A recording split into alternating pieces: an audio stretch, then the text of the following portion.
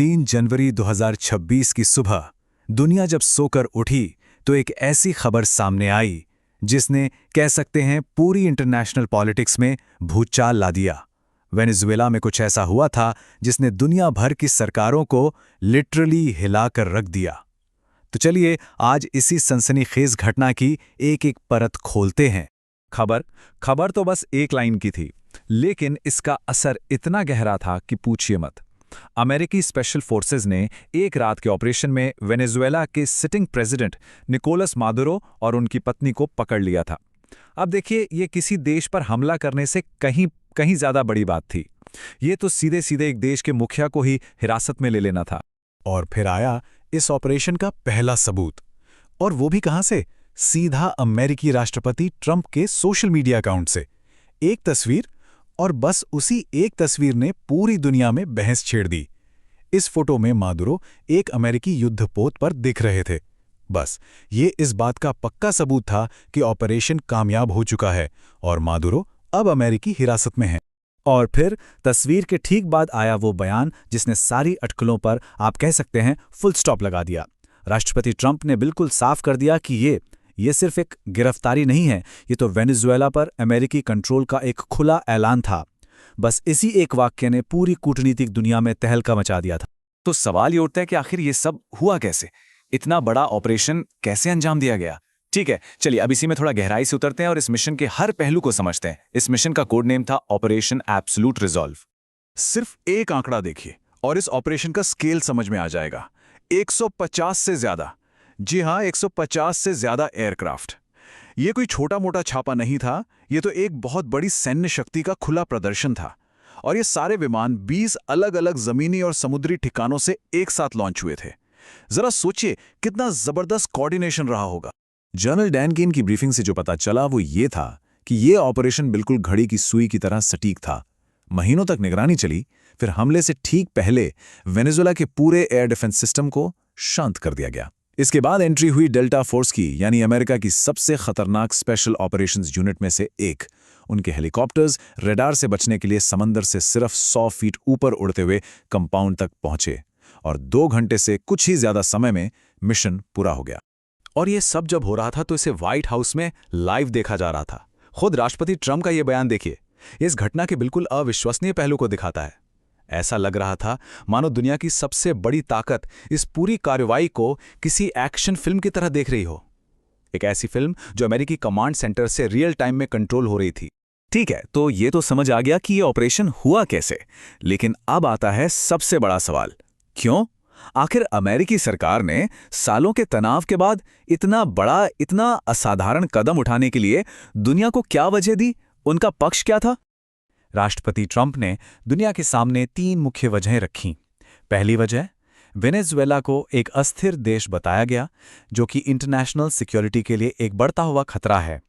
दूसरा, ड्रग तस्करी का एक बहुत ही गंभीर आरोप।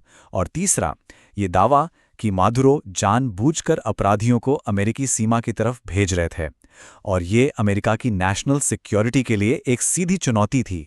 और यहीं पर एक बहुत ही जरूरी कानूनी पहलू भी है।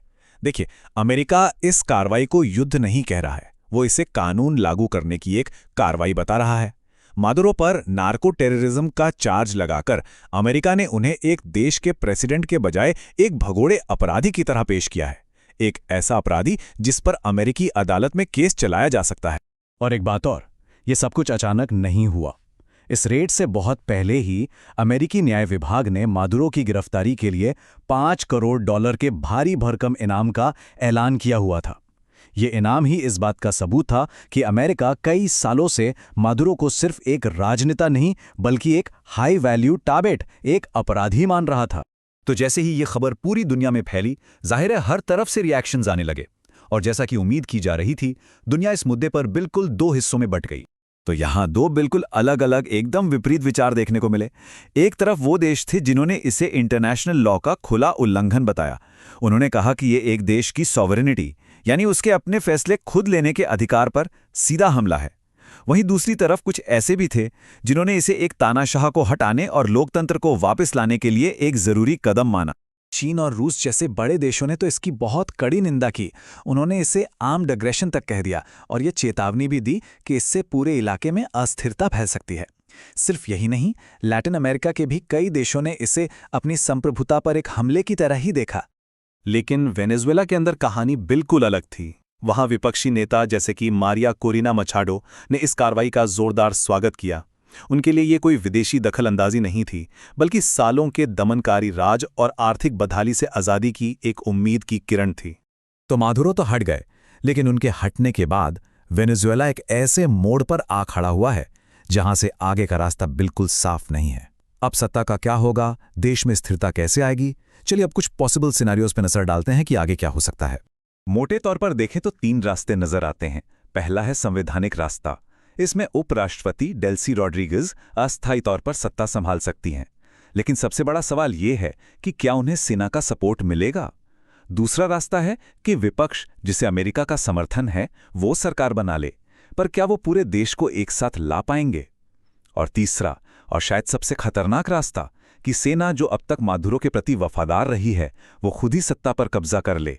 और अगर ऐसा हुआ तो देश में गृहयुद्ध का खतरा बहुत बढ़ जाएगा। और इन सब के बीच इस पूरे मामले का एक बहुत बड़ा आर्थिक पहलू भी है। ट्रंप ने ऐलान किया है कि अमेरिकी तेल कंपनियां वेनेजुएला की तबाह हो चुकी ऑयल इंडस्ट्री को फिर से खड़ा करने में मदद करेंगी। ये एक बहुत बड़ा बयान है, क्योंकि ये नहीं भूलना चाहिए कि वेनेजुएला के पास दुनिया का सबसे बड़ा तेल का भंडार है। और आखिर में ये पूरी घटना हमें एक बहुत बड़े और गंभीर सवाल के साथ छोड़ जाती है। क्या किसी देश के मौजूदा राष्ट्राध्यक्ष को इस तरह से पकड़कर अमेरिका ने एक खतरनाक मिसाल, एक डेंजरस प्रेसिडेंट सेट कर दिया है? सोचने वाली बात है। अगर एक सुपर पावर ऐसा कर सकती है, तो भविष्य में रूस या चीन को ऐसा ही करने से कौन रोकेगा? और शायद यही इस घटना का सबसे लंबा चलने वाला और सबसे परेशान करने वाला नतीजा हो सकता है। एक ऐसा सवाल जिसका जवाब आने वाले कई सालों तक दुनिया की राजनीति की दिशा तय करेगा।